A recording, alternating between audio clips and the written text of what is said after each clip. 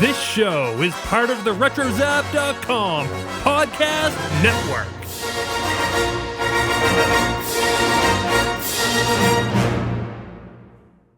Jeff, Phil, are you okay?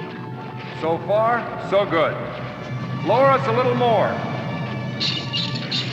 Okay, hold it. Fire away, Jeff, and good luck. Hope there's enough power.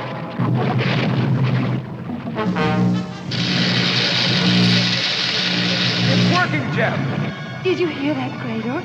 It's going to work. But is it going to work fast enough?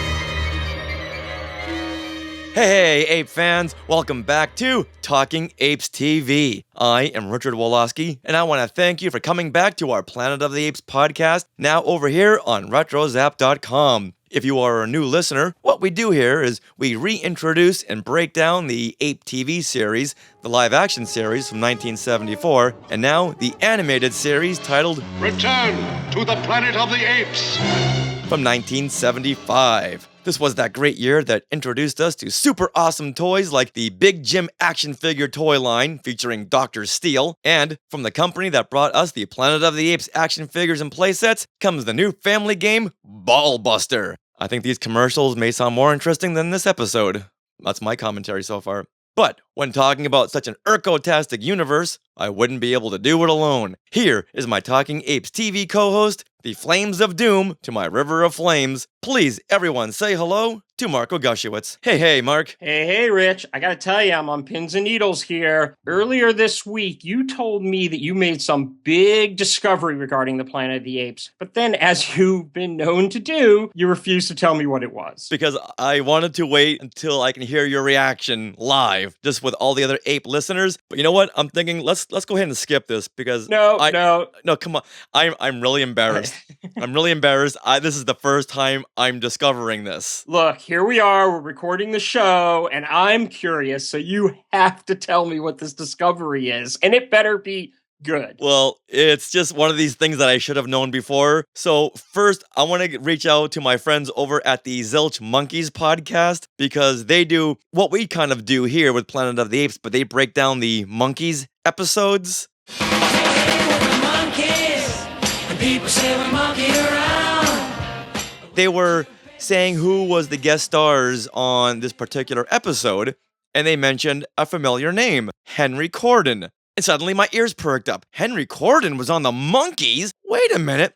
Henry Corden is the voice of General Urko, but yet he also played the landlord to the Monkees, Mr. Babbitt. And being a huge Monkees fan, I don't know how I'd never heard that before. And I'm so embarrassed that it took me this long to discover it. So here is the clip of Henry Corden as Mr. Babbitt on the Monkees. But don't let me catch you keeping a real werewolf in here. And now here's General Urko. Humanoids are nothing but a scourge to all of us.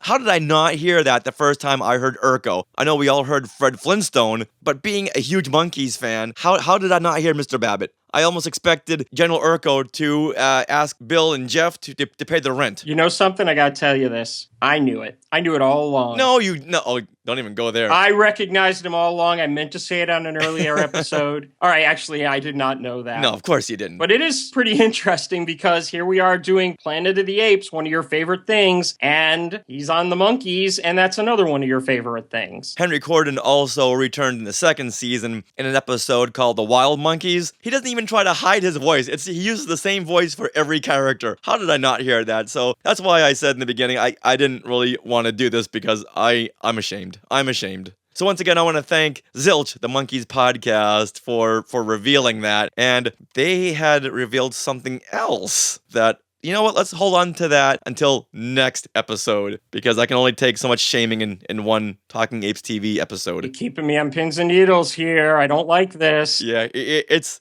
another one. It's another one where it's like, Come on, Rich. Come on. Get your head out of the forbidden zone. Come on. All right, so before we move forward, though, let's get back to something that I actually wanted to mention regarding our last podcast when we talked about Terror on Ice Mountain. As much as I really don't want to revisit Terror on Ice Mountain, and I'm sure everybody remembers how I felt about that episode, I did make a promise to come back to this one point, and that is, if you remember when we were talking about the end of the episode, right? The part where Fu Manchu Ape says that Krador, the big ape ice god that we're introduced to, had plucked Bill and Cornelius's balloon out of the sky to find out if they were friend or foe. You had asked me how Krador would know if they were friend or foe by plucking their balloon from the sky. I then went on with this explanation of how Cornelius's really ridiculous and funny tumble that he does in the sky as he fell probably made Krador laugh, making him think that Bill and Cornelius were okay, they were friendly. You made me laugh, you're okay. That sort of thing. So far, so good. I, of course, then revealed that I actually stole this explanation from a movie, but didn't give its name because I wanted to see if anyone could guess. Maybe leave some guesses up on Facebook or on Twitter or somewhere. Right. Well, no one guessed the right answer, so I thought I would let people know what it was. The explanation was actually a reference to a 1973 Al Pacino Gene Hackman film called Scarecrow. You think crows are scared of a scarecrow? Yeah, I'm scared. Yeah, right. No, crows are not scared, believe me. The goddamn crows are scared. No. Crows are laughing. That's bullshit. That's right, crows are laughing. Look. The farmer puts out a scarecrow, right, with a funny hat on it, got a funny face. Crows fly by, they see that, strikes them funny, makes them laugh. The goddamn crows are laughing. That's right, they're laughing their asses off. And then they say, well, that old Farmer Jones down there, he's a pretty good guy. He made us laugh, so we won't bother him anymore. How often do you get to mention Al Pacino or Gene Hackman in a conversation about Planet of the Apes? Anyway, I just wanted to mention it, just wanted to let people know what the name of the movie was, and maybe tell them to check it out. It's a pretty good film. You know what? That is a movie I've never even seen or heard of. So, you know what? I'm going to write that down. Scarecrow. It's now on my Netflix list. You're not going to like it because I did. I'm not going to like it? All right, let me cross that off. All right, now let's move on. You never like anything I like, and I have a feeling we're going to get a sense of that when it comes to this episode we're about to get into. But I got to prove you wrong. We both love La La Land Records. How about that for a segue? Yeah, you're right. We do both love La La Land Records, and I was at WonderCon last month, and guess who I ran into? Was it an ape cosplayer? No, I actually didn't see any ape cosplayers this year, but I wasn't there for very long, so their presence might have been there, but I was only able to spend like 2-3 hours at the WonderCon. But I did have enough time to run into our good friend Michael Gerard over at La La Land Records. Oh, one of the best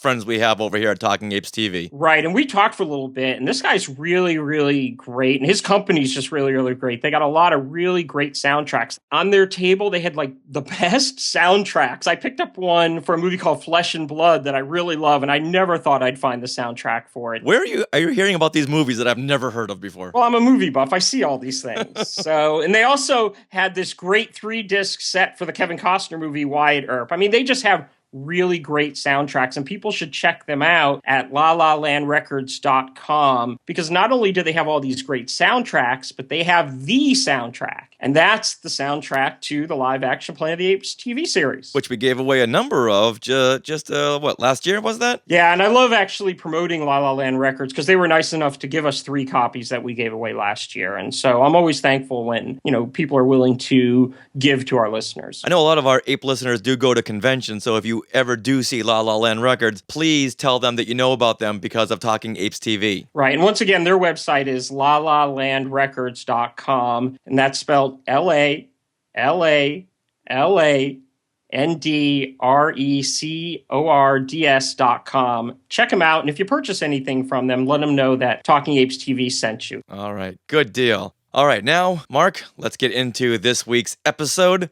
River of Flames. Now, this is the 7th episode, and I don't want to be the bearer of bad news, but we are now over the halfway hump into this series of only 13 episodes, one less than the live-action series. Now, River of Flames aired October 18th, 1975, and as a side note in Planet of the Apes history, this was the same month that Marvel launched their comic series, Adventures on the Planet of the Apes. And I give Fox so much credit for trying so hard to relaunch their ape franchise again and again. And sadly, this was also a short-lived series that ended after 11 issues in December of 1976. Man, in the 70s, Planet of the Apes could not get a break. They could not. Now, do you recall this comic book series? No, I do not. I've heard of it, but I don't remember it. Yeah, I don't remember this comic book series, but what I do remember is the Planet of the Apes magazine.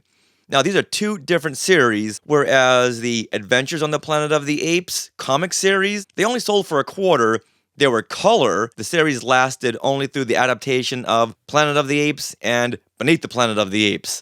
So they couldn't get to the other three films because the series was canceled. Now, the Planet of the Apes magazine, this was $1. This was $1. I do remember having a bunch of these, but what I find odd is that the smaller comic book was only a quarter, and they were color, and it got canceled, whereas the larger magazine sold for $1, and it lasted for 29 issues from 1974 through 1977. So 2 months after the other series, Adventures on the Planet of the Apes, when that was canceled, 2 months later, this was canceled as well. Now, this comic series had a bunch of short stories inside of the comic. So it wasn't just one giant story. It was a bunch of smaller stories. Some followed the continuity of the Ape series, some did not. And some of their non-canonical stories really resonated with the fans. So I think that's why it lasted as long as it did. Interesting. So wait, the live-action series had 14 episodes. Right. The animated series had 13. That's correct. And you're telling me that the comic book had 11 issues. Yes. So what had 12? Because we had 14, 13, and then 11. So what had 12 episodes or issues? You know what? I mean, it's kind of like they're doing a countdown here. They are. So as far as I'm concerned, they owe us one more series. And it has to last exactly 12 episodes or issues. All right, someone call Netflix. Tell them they've got to do 12 episodes of Planet of the Apes. Doesn't matter if it's an animated series, live action. It doesn't matter. They owe it to us. But then again, what goes from 15 through 28, since the Planet of the Apes magazine ran for 29 issues. So they owe us a lot of stuff. They owe us a lot of apes. All right, if they listen to us, we're in for a lot of Planet of the Apes stuff. All right, well, if any of you ape fans out there remember these comic book series, please let us know, because we would love to hear your stories, and even if you have any of these issues, because I know I still have mine in pristine condition. Oh, I love these magazines. I love the artwork. Yeah, I gotta check them out. I don't remember them. I'm sure I must have had them as a kid. I just don't remember them. Generally, when I think back to the Planet of the Apes, it's always been the movies and the TV series. But I think I might start checking out some of these comic books and seeing if I can remember them from when I was a kid. All right, so Mark, that concludes Ape History class. But before we move on, let's give a synopsis of River of Flames. Krador, the Underdweller, enlists the help of Bill and Jeff to help their world from being destroyed by the suddenly active volcano. They suspect a trap. However, if it is true, then Judy will be in danger. Meanwhile, Cornelius and Zira are battling over government funds with Zauis so they don't go to Urko and his human hunting agenda. All right, Mark, so what do you think of River of Flames? You know, I really enjoyed this episode. It's a major step up from the last two, and I like the fact that it puts us back on track with some of the story setups from earlier episodes that the last two episodes got so far away from. They bring back Judy, they bring back the Underdwellers, the USA prophecy, the laser, and stuff like that. There's even a direct reference to episode 2 that I found very interesting, and we'll get into that when we get to that part of the episode. I also like the fact that it's very fast-paced, keeping things constantly interesting, as well as the fact that they cut way down on the padding. Really? And I think that probably helps with the pacing, which never allows the episode to ever feel like it's dragging, like, you know, the last episode kind of dragged because of all those shots they were putting in. And sure, this episode still has some issues, and we'll talk about them, but overall I thought it was pretty entertaining. entertaining. Surprise, surprise, I thought just the opposite. Of course you do, because you like that other episode, Terror on Ice Mountain. Awesome. Awesome, because there was a lot of fun things going on. You had the return of a big monster. That, to me, should be a pattern for each and every episode. You have sea beasts, you have monsters. I love that. But this one here just didn't have the same feel. I'm sorry, Krador is just annoying me. Maybe it's just his voice. There was too much emphasis on the Underdwellers, and their whole storyline, I just couldn't get behind. And that's why it fell short for me. I don't know. In the last 2 episodes, it really kind of annoyed me that they had just left all this stuff they had been setting up behind, and it feels like this episode is getting us back on track. And I really kind of appreciated that, and I like the Underdwellers, and I like Judy, and we got a lot of Urko. I don't necessarily like something they do with him in the final scene, but we'll talk about that later. But we got a lot of apes running around. We even got apes talking movies in this episode. How can you not like that? That is a note I did have, that this episode does contain the best line ever. Oh my god, in my notes, it considers it one of the worst lines ever, but it's so bad that I loved it. I'm just not a fan of the whole Underdweller thing, but I just can't get behind them. And, same with the mutants from Beneath the Planet of the Apes. When I see an ape movie or show, I want to see more apes than humans. Yeah, I've never been a big fan of Beneath the Planet of the Apes and the mutants as well, because it does get away from the apes. But here, I like these Underdwellers. They haven't been in very much of the show so far, and I guess maybe I'm just glad that we're kind of getting back to some of the setup, because it felt like the last 2 episodes, everything got left behind, and it was now like, why are we investing in these episodes if they're going to say, hey, this is what's coming in the future, oh, but we're going to ignore it. And this episode gets us back on track with a lot of that setup, and now I get a sense that, hey, maybe we're going to see where that setup was leading, where in the last 2 episodes, I was thinking that it was just all going to be dropped the way the chip was dropped in the live action series. I appreciate the continuity. For me personally, I'm just not a huge fan of the Underdwellers and their storyline. That's why, for me, this wasn't my favorite episode. Don't you think that if we get more of the Underdwellers and their storyline builds and builds and builds, maybe we can start getting characters that we will like and we will start to care about? Well, I just can't get behind the plot of this episode. So with that, let's now get into River of Flames. Okay, but before we get started, we need to inform any new listeners who are not familiar with the podcast that we do go into a lot of detail while discussing the individual episodes of the animated series, so there will be spoilers up ahead. Now, River of Flames opens on this tilt down along a large rocky mountainside to this really cool image of Bill and Jeff sitting near a fire in a cave. And how are they sitting? Like Sears models? This time, it's more of a Sears summer catalog. And here they're talking about how hard it's become to elude Urko. It's getting more and more difficult to elude Urko. His patrol almost spotted us on that ridge today. An ape civilization. I wonder if we'll ever get back to our own time. I don't know, Jeff. There are so many problems. We just have to keep trying. It's funny that they're doing a Return to the Planet of the Apes series update for those new viewers, because they're talking about how it's getting difficult to elude Urko, and will we ever get back to our time? It just seems like now to catch everybody up. Right. I didn't actually notice that because I was too busy thinking this. If they want to elude Urko, why don't they start that journey to the uncharted territory already? You know, the journey I've been waiting for? The journey that was set up in earlier episodes? That's how they're going to elude Urko and his men. And here they are sitting there saying, well, it's getting harder to elude Urko. And I'm thinking to myself, but Cornelius gave you a map. He spent all that time drawing a map to go to the uncharted territory. Why don't you just do that? Some people just like the drama. I'm just saying. I won't go into it too long because, we've had this conversation already. I'm just saying they can go to the uncharted territory. All right. Anyway, as Jeff wonders if they will ever get back to their own time, which was kind of confusing to me too, because didn't they blow up their ship? How are they going to get back to their own time? Maybe Taylor will make a reappearance. Maybe Brent will come back. Well, maybe he hopes to find another ship with the same capabilities. Maybe he thinks he's going to stumble into Pete and Alan's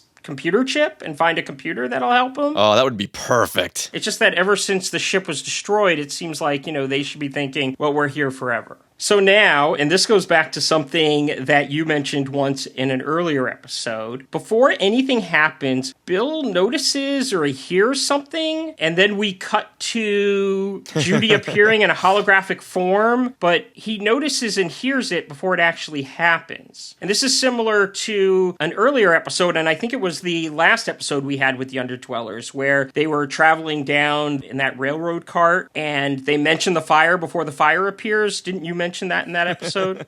Look, a fire!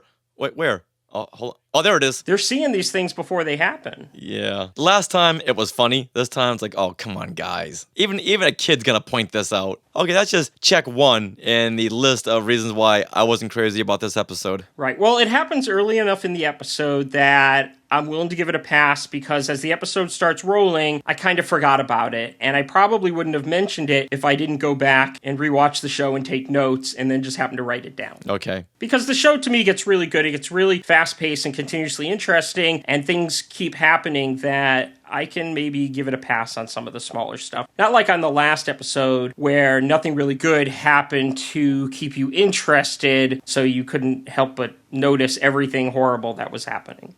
So now, out of nowhere, Judy appears. And Judy, let's just tell everyone who may not remember who Judy is. She was the third astronaut that came down with Bill and Jeff. And she is actually living with the Underdwellers, who we met in the Unearthly Prophecy episode. Anyway, Judy appears in this holographic form, and Jeff and Bill want to know what's going on.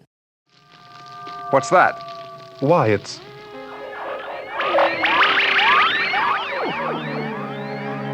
Judy! How did you escape the below world? How did you find us? Shh, no questions. Just listen. You must come to the below world and bring the laser from a space capsule. Otherwise, Krador and the Underdwellers will be destroyed, and perhaps the entire planet. But Judy, we'll have to know more. Thank goodness you're here to tell us. Remember, bring the laser. No, Judy, wait. No use, Jeff. It's another of Krador's illusions. But why? And why does he want the laser? I don't like it. I don't think we can trust Krador. So we get to the plot relatively quickly here with Judy asking that Bill and Jeff, come to the underground and make sure to bring the laser drill. Otherwise, Krador and the Underdwellers could be destroyed for reasons that we're going to find out later. Now, the last time we saw Krador, he was chasing Bill and Jeff down. So I don't think she should have even brought Krador's name into this. Why would they care if Krador is destroyed or not? Well, you'll notice that after she says that Krador and the Underdwellers will be destroyed, that she also throws in, almost as an afterthought, and perhaps the entire planet. And I have a question about this that we'll get to a little bit later, because when we find out why the Underdwellers could be destroyed, I'm not necessarily sure how this could also destroy the entire planet as well. And because of that, I'm thinking here that maybe she's throwing in this little piece of information that maybe the planet could be destroyed as well, because she knows that Bill and Jeff may not help unless they think it's the entire planet. When in reality, it's just Krador and the Underdwellers that need help. I mean, in the Unearthly Prophecy, the Underdwellers and Krador, they were bad guys. So she says Krador and the Underdwellers, and then it's kind of like, oh, but they may not help if they think it's that. So I'll also say, and perhaps the entire planet. Now, Bill, he ain't lifting a finger until he knows more, which is reasonable. I think throwing Krador's name was a big mistake for Judy to make. Although here, I'm not necessarily sure that he's asking for more information because he doesn't trust Krador. He just wants to know more before putting himself into a dangerous situation. Like, I'm willing to help, but I need to know more before we, move forward with this. It doesn't really seem like Bill's character to not want to help Judy, even though Krador's name was in the mix. That seems more like a Jeff trait. Matter of fact, it is actually Jeff who does state that he doesn't think that they can trust Krador. Because once again, last time they were in Krador's presence, he was trying to shoot them with his laser eyes. Right, and when Jeff, showed some apprehension to helping them, I was kind of on Jeff's side because the Underdwellers didn't really give them any reason to think they were good guys all of a sudden. Right. So I was actually on Jeff's side, which is very rare because generally I'm rooting for Bill and I'm thinking Jeff is crazy. But here, I think Jeff is kind of smart to, have a little bit of distrust and a little bit of caution towards Krador. Right, now, so Judy tells them, hey, we all need help. Come to the underworld and help us out, and don't forget to bring your laser. And then she disappears in a Star Trek crossover. She beams out. It does look Star Trek-y, doesn't it? Yes, it does. So here we're not getting the search for the uncharted territory anymore, but at least we're getting a continuation of the unearthly prophecy. So I'm kind of happy, as I said before, that, they're continuing some past stories that were set up. All right, so now the camera pans down and holds on the fire for quite a few seconds before it fades out. And we dissolve to the underworld, where Krador is stressing his concern over whether Bill and Jeff will come, because the situation seems pretty desperate. Your friends must decide to come, Usa. They will come, Krador. The lava is rising. If it reaches the reactor room, the below world is doomed. There's not much time. They're watching this monitor. It's like a television monitor in the side of the wall. And it's showing this boiling lava as it flows through a cavern of sorts. So at this point in the show, we don't really know what the conflict is. They just know it has to do with lava. Yeah, we just know it has to do with lava, because Krador basically says if the lava reaches the reactor room, the below world is doomed. But that's all we're given. Now, I'm not sure if this is the same thing on your DVD, but I've got a freeze frame now of the lava on the screen. If you look really carefully up on the upper left, you can see Obi-Wan and Anakin fighting. And are there any vampires and anything else there? No, that would be silly, Mark. That would be really silly. I don't know why you even brought that up. Now, is it me, or does Krador's voice annoy you? He kind of talks like this. He sounds like a very young Ronald Reagan. There's just no urgency to it. It's very, very high up here. No, his voice did not bother me. This is a very short scene, but what I like about it is the fact that it gives you just a touch of information, and it's going to make you wait till later on to get the bulk of the information. So it's kind of adding a little bit of tension there, because he's talking about something and you just want to know what it is, but before they tell you, they cut away and they cut back to the cave where Jeff continues to stress his worry. It may be a trick. If Krador ever got his hands on that laser. But what if Judy is in real danger? You're right. There is no choice. We'll have to take the chance. We'll start at sunup.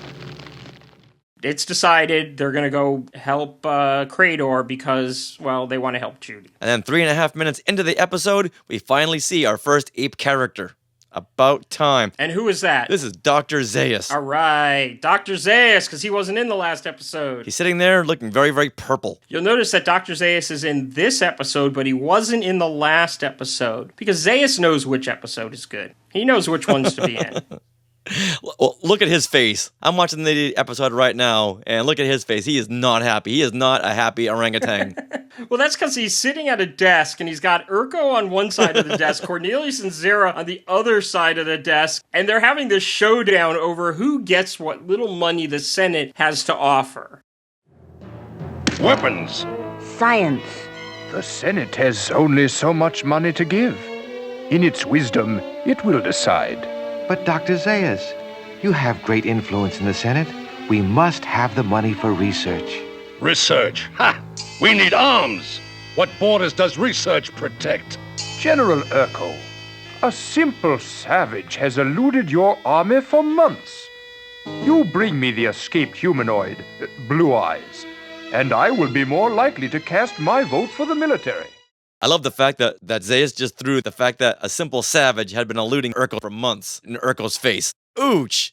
Ow! That had to hurt. Right, but he also says that if Urko can bring in Blue Eyes, he'll be more likely to cast his vote for the military. Is he trying to, bribe Urko? I think it's more of an enticement, because he just finished saying that this simple savage has been eluding you all this time. Now, go and get him, bring him in, and I'll give you the money. Well, whatever it is, it lights a fire under Urko's butt, because Urko agrees and exits, but not before saying, A bargain well struck, Zauis.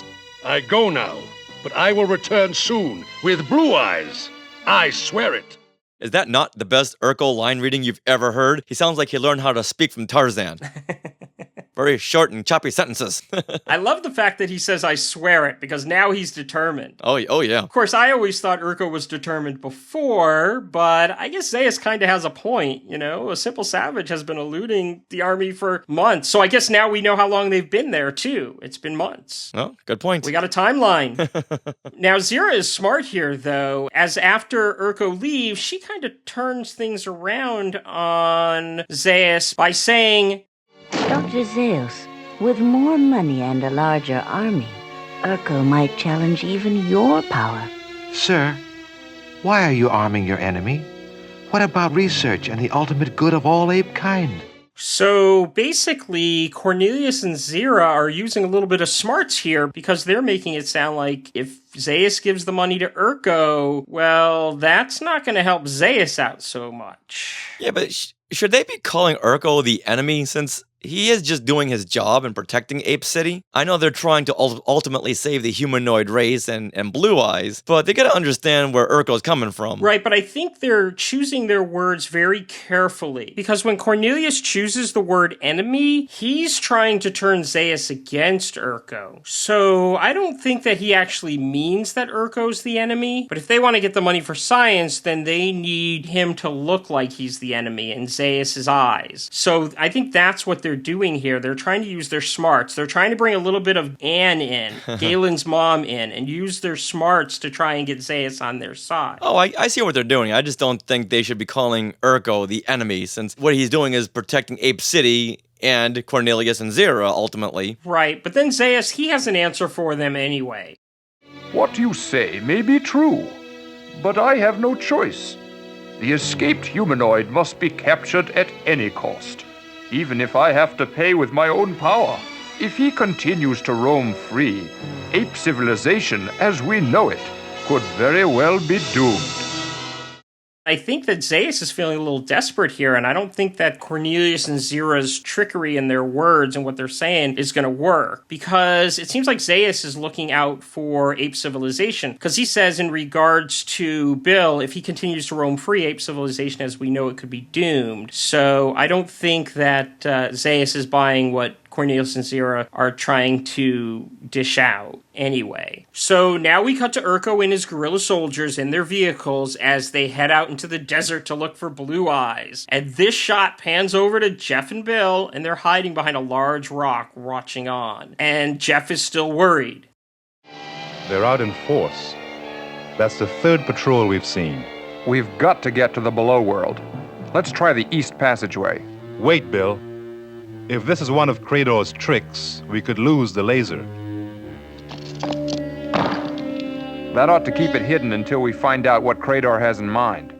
Now, I find this interesting because even though they've decided to go to Krador, Jeff is still not trusting Krador with the laser, so he doesn't actually want to bring the laser to Krador until they get more information. So they decide that they're going to hide it in a crevice in a rock that they then place more rocks on top of in order to hide it. So it's very, very well hidden. It's incredibly, incredibly well hidden. And all I really want to say right now is that it's incredibly well hidden. I don't want to go into any more here. We will get into how well hidden this is and what it means in a little bit when we get to another scene that's coming up. And I think you know the scene I'm talking about. Yes, I do. So now Bill says, the entrance to the below world should be somewhere over there. And off they go, and we cut to a shot of them running as they quickly get to where the entrance to the underworld is. And I'm assuming that they're remembering this from the Unearthly Prophecy episode, because if you remember, they came out of an entrance. At the end of that episode, they left the cave, so they must know where the entrance is. I had a question about that too. Then I realized, oh wait, they have been there and back before, so I'm sure they have a pretty good idea where this is. Right, and I'm waiting for the entrance to be revealed, because I'm getting excited, because I'm hoping that we're going to see that parking meter that said expired on it. I'm like, oh, they're going to bring it back. Now we're going to find out why that expired flag popped up at the end of Unearthly Prophecy. But we never get to see it, and I walk away a little disappointed in that part of this episode. Another check on my list of grievances for this episode. We then see them looking at this rock wall, and Jeff comments on the fact that the entrance is probably camouflaged by one of Krador's illusions. And just as he says that, a light appears in the rocks, and a small hole appears. And Bill notices that it's high up in the rock mountain, and now they're going to have to climb up the rocks in order to get to the entrance. They have to climb up to get down. Right, because they are actually going to the below world. Now, remember that he says that they have to climb, because in a couple of minutes, I'm going to have a question about that. Okay, just for those keeping score, strike 3. So we cut to Krador and Judy, and they are still keeping an eye on that monitor in that wall, and they're worried about the lava. Soon the pressure will be so great, the lava will flood the reactor room. They will come, I know it. Only if their concern for you is stronger than their suspicion of me.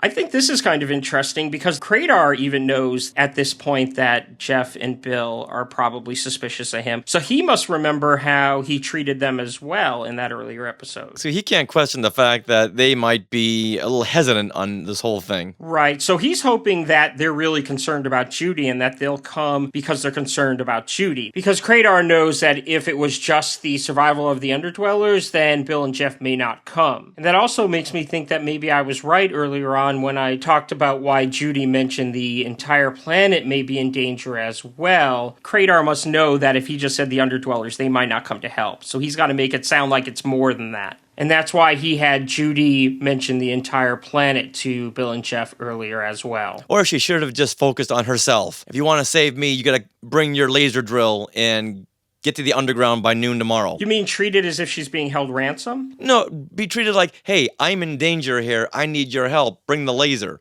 And then they would have gotten there a little quicker, and they would have brought the laser with them instead of hiding it in the rock. You know, I understand what you're saying, and I guess I kind of agree with you, but I don't really have a problem with the way it was worded earlier in the episode. Well, that's one of the things that threw me in the first minute and a half of this episode, is that whole her bringing Krador into this when she shouldn't have. So that's what started my dissension on liking this episode. You know, maybe earlier on in the episode when she mentions Krador, she might have been thinking along the lines of, well, they know that I'm a hologram, so they must know that Krador is sending my image to them. So if I don't mention Krador, maybe it will then seem like something strange is going on and make them even more suspicious. Whereas if she puts it all out there, right out in the open, they'll be a little less suspicious. Maybe that's what she was thinking. She could have sent the message on her own. She didn't need to go through Krador. Well, she doesn't know how to create the illusions. We've never seen anything that said she knew how to create the illusions. Oh, it's been months. Maybe she's learned. Maybe, but as of this moment in time, we've got no evidence of that. So I know my assumption wouldn't have probably ever gone there. All right, now to move forward, an announcement comes over the loudspeaker.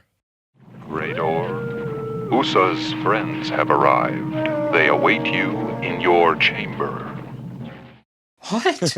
We don't get to see them climb up the rock side of the entrance? Do you know how hard it is to animate people climbing? So I didn't even think twice about that. Oh man, I wanted to see them climb to the entrance. I wanted to see them go into the entrance, stumble on the parking meter with the word expired on it, discover its meaning. Oh boy, are you in for a letdown? Yeah, I guess I am. And this is one of the few things that I don't like about this episode because they're already in the chamber. The loudspeaker says they await you in your chamber. Then after they hear that announcement, look at the way Judy's looking at Krador with that cocked head look, like, told you so, you big stupid meanie with a weird voice. So we dissolve to Krador's chambers as Krador and Judy enter. Now, let me stop you right there. So there's rising lava, and where is this rising lava? It's in the chambers below them. Right, so they're not acting like this lava is only 3 stories below them or 5 stories, however. You think there'd be a little bit more, hey, guys, we gotta hurry up here. The fact that the lava is rising at a very quick level, you would think they would want to get out of the place where the lava is, period. Well, the Krador character is a strange character because he never seems to be in a hurry about anything. He shows no emotion. And I'm actually hoping that sooner or later we find out why that is. Well, if you lived underground for however long, I think you would too.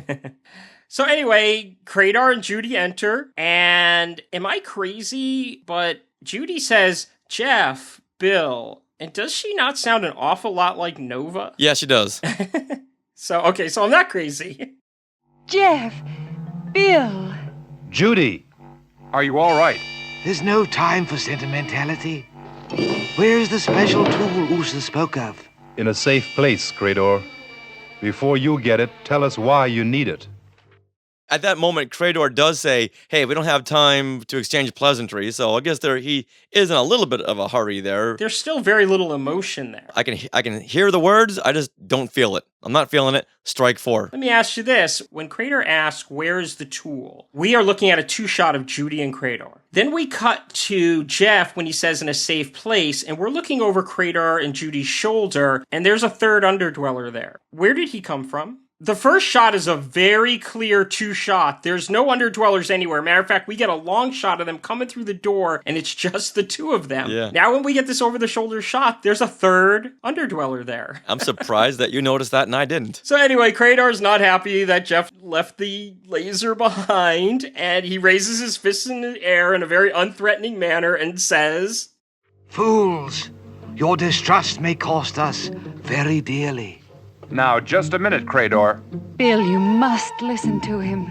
The entire civilization of the Underdwellers is threatened. Now, did he just call them fools? You want someone to help you. You don't call them fools. Well, what did you expect? They left the laser drill behind and the entire Underdweller civilization is in danger. He's concerned. I guess maybe he does have some emotion, as I think he's concerned over this. I just wish that maybe he sounded a little bit more concerned. I know if I want someone to help me out, I'm not going to call them fools. Okay, so now we go to something really interesting. And when Bill inquires of what Krador means by all this, Krador points to a blank wall and shoots with his laser eyes towards the wall, and a video appears. So Krador has now become a projector. Yeah. He's a film projector all of a sudden. Okay, I'm buying that. And at this point, we get the... You're buying it? So Krador is a film projector. And at this point, Krador now gives the whole explanation of what's going on. Look there! It's a blank wall. Watch! We chose this place for our central power supply because it had many natural caverns. But the volcano, which we thought to be long extinct, came to life again. The burning river of molten rock rose within the stem. But the main vent at the top is plugged, so the lava began to flood into our caverns. But even more dangerous, one of those rapidly filling caverns is directly beneath our power supply. If the lava should force its way through the floor, the reactor will explode. It will destroy the entire below world, and perhaps set off a chain reaction that will mean the end of this planet. Your laser can cut a new path through the mountain, a path which will allow the lava to escape. Now, I got a big question right here. If you were going to build an underground city and you wanted to put your reactors and all the machinery somewhere, where is the last place you'd put it? Would you put it on top of a San Andreas fault mine? Would you put it inside of a volcano? Would you put it on an iceberg? Just because it has these caverns doesn't mean that they should be putting it inside a volcano. Well, then again, these are just the reactors and everything that are inside the volcano. Because if you look at the picture that we get, we see a lot of equipment there. That doesn't necessarily mean that they're living in the volcano. But they're you see all these staircases and hallways, so you know they're working in there, and they're reactors and machinery, so they're gonna need 24-hour supervision. You can't leave that kind of stuff alone. But they are going to probably, go to their living quarters afterwards, which probably aren't in the volcano. Right, but people will have to be in these caverns all day long. You don't put it inside of a volcano. You just don't. So strike 5 and 6. That one counts for 2. The only thing that I can think of is maybe because they keep talking about, USA leading them back to the above world. They don't plan on being there for very long. They just plan on it being a temporary situation living in the underground. But you don't build inside of a volcano. And maybe they didn't have any choice. Maybe there are no real places for them to build all this stuff, and they found a place that had caverns. Now they don't have to go digging out their own caverns. They're right there. And what exactly are these reactors reacting to? Well,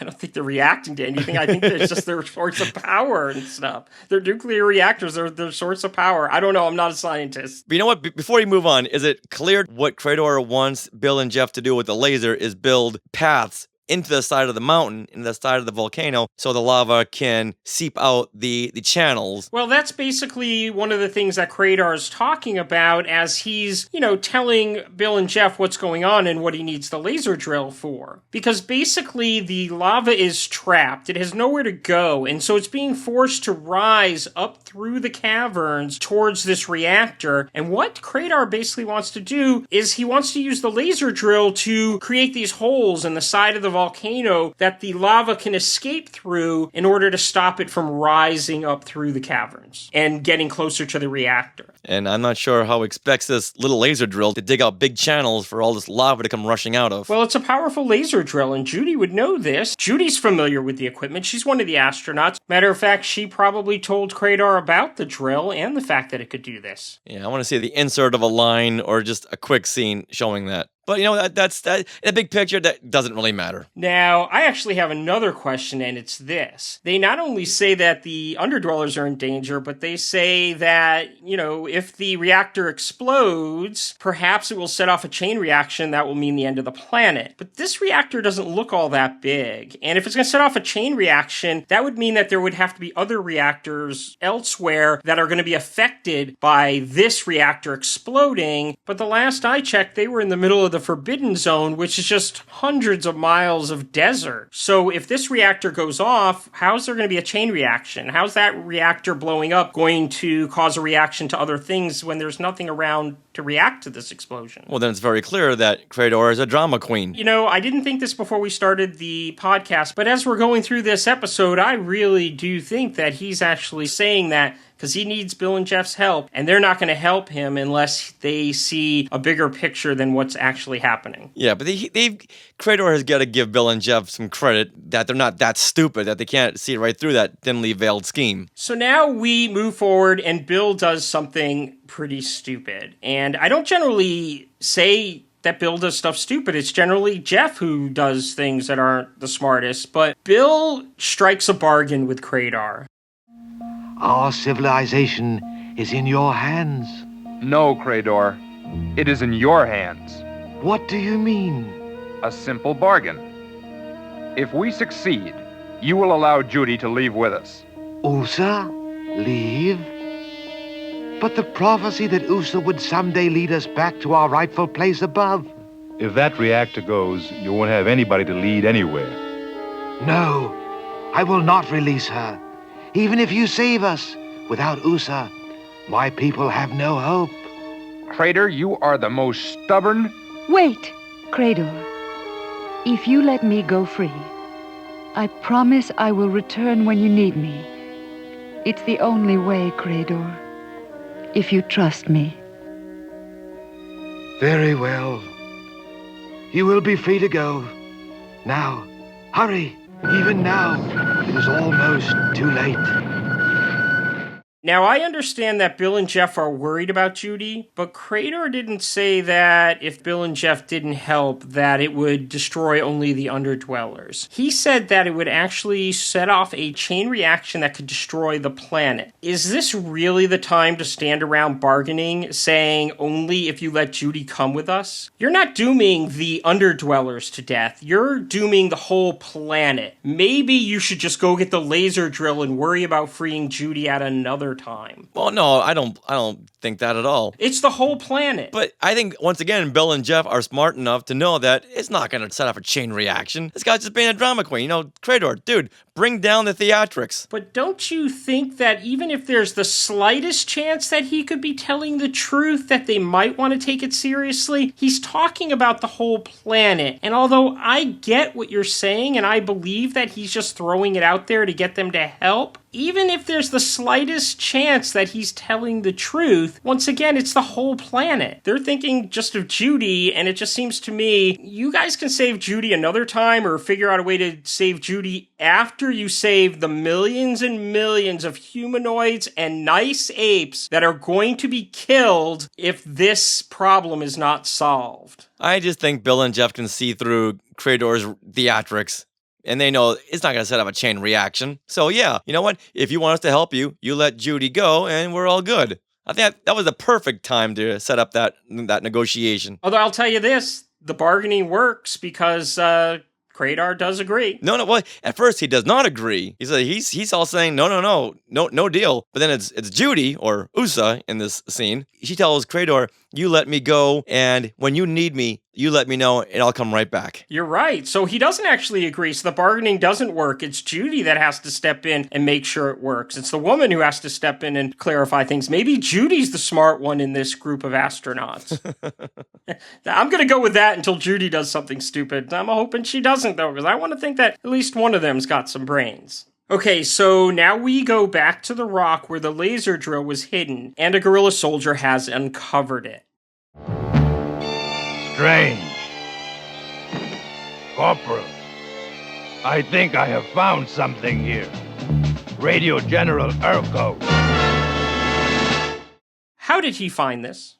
With all the rocks in that desert, and there are a ton of rocks around, he just happens to stumble into this one? There's nothing there that screams, hey, there's something hiding here. They hit it really well. All right, strike 7. But here's the thing that I started thinking about. My whole question when we were talking about Terra and Ice Mountain was, why did they have to hide that book all the way up on the top of that mountain, that really dangerous mountain, when they could just hide it anywhere? And it's almost like the producers were thinking the same thing I was, because they now told us, no, you can't just hide it anywhere, because Urko has obviously trained his guerrillas in the lessons of finding a needle in a haystack, because look, they found this laser drill hidden under a rock really well. Well, you got a lot of faith in these writers and producers.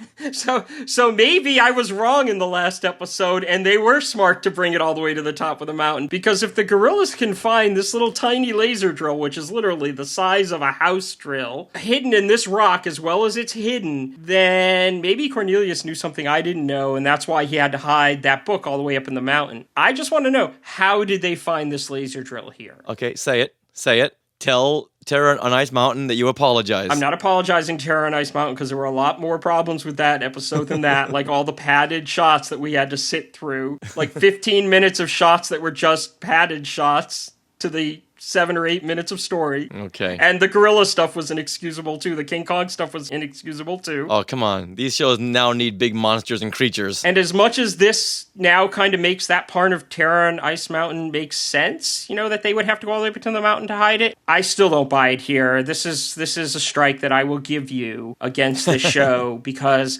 how did they find this laser drill? It doesn't make sense. I mean, that thing was really well hidden. They're just driving along in their Jeeps and saying, hey, that looks like the perfect rock to hide something in. Let's check it out. There was no reason for them to look in that rock. I want to know how they find it. But do you know what does make sense? The perfect place for a commercial break. That's right. And one of the commercials that we've been looking forward to, which commercial is that? The Incredible Dr. Steel from the Big Jim toy collection. The Incredible Dr. Steel. You've got Big Jim and Big Jeff hacking across the land, stopped cold by a gleaming hand of the Incredible Dr. Steel. With rugged face and strange tattoo, you make him break a bar in two. Make Big Jim and Big Jeff strike a blow. Is he friend or is he foe? The Incredible Dr. Steel. Big Jim Safari Outfit, Big Jim, Big Jeff, and the Incredible Dr. Steel, each sold separately from Mattel. So, Mark, earlier you were saying that you've never heard of the Big Jim toy collection, and I don't think anyone has ever heard of this toy collection. This is all new to me. This is just a ripoff of G.I. Joe with a kung fu grip. But it looks pretty cool, I guess. That's one way of putting it. I'm just surprised that I've never heard of this toy line, because that was the perfect age for Dr. Steel and Big Jim, but nothing. Right, and I think that most people have probably forgotten about it, and when you watch the commercial, I guess maybe you kind of understand why. And whereas G.I. Joe has Cobra, Big Jim, he's got Dr. Steel. He's called Dr. Steel because he's got a steel hand, and he can karate chop. All right. Commercial's over. Now let's fade up on this ape military camp. Okay, so we come back up from commercial on this massive ape camp. When did they have time to set up all these tents? If they're chasing down a humanoid that's on the run, shouldn't they pack a little lighter? I mean, this camp is huge. As we learn later on, they'll pack everything back up and drive for 20 minutes and then set up a new camp. And that's the thing is, like, when they have to drive off, they need to get out of there quickly. How are they going to pack up all these tents and everything? It'll take them forever to tear them down. Well, that's why you have ape interns. Maybe Sears delivered them there and they installed them for them. Well, see, now you're getting on board with this. But now, Urko, he's in possession possession of the laser, and that's never a good thing. Right, and we should say that he's inside a tent in the center of this large camp, because that's important a little bit later. Okay. And Urko, for the first time ever, says, "Good work, Sergeant." Have we ever heard him say good work before? I think he has. I'm seeming to remember that he did. I'm trying to remember if he's ever really given a compliment before. I just don't remember. So anyway, now the gorillas start talking about the laser drill that's been found. Now if we can just figure out what it is. It is definitely not from our culture, General Urko. No ape made that. That leaves the Underdwellers, or the humanoids.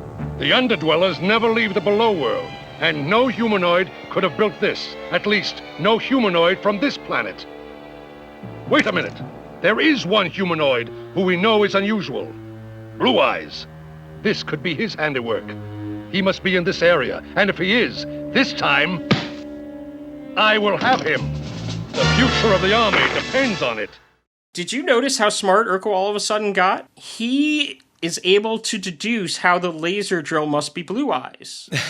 And it's very logical how he does it. Since no gorilla would have made it, that leaves the Underdwellers, the humanoids, but the Underdwellers never leave the below world, so it couldn't be theirs. And no humanoid from this planet could do it. Boom, it's Blue Eyes. And he shows his enthusiasm by banging his fist on the table, and a power cell jumps out of the laser gun, and no one seems to notice. Right, that's interesting too. Do you notice how the laser drill, it like jumps up in slow motion?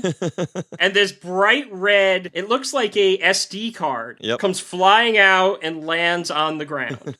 And we cut back to the rock where the laser drill was hidden under, and Jeff can't find the laser. Surprise, surprise. But Bill, he notices Jeep tracks, and now he deduces that these vehicles must belong to the apes, and therefore the apes must have the laser. Okay, that's falling into place. So now Jeff wants to find the apes, and fast, because they gotta find that laser drill, because without that laser drill, they're no help to the Underdwellers in stopping the lava from destroying the reactor and setting off a chain reaction that will destroy the planet. Did I get everything? You did. We're all on course now. Okay.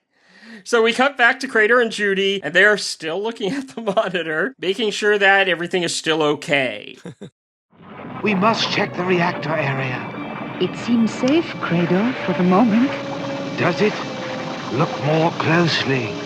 If your friends do not hurry, our world is doomed.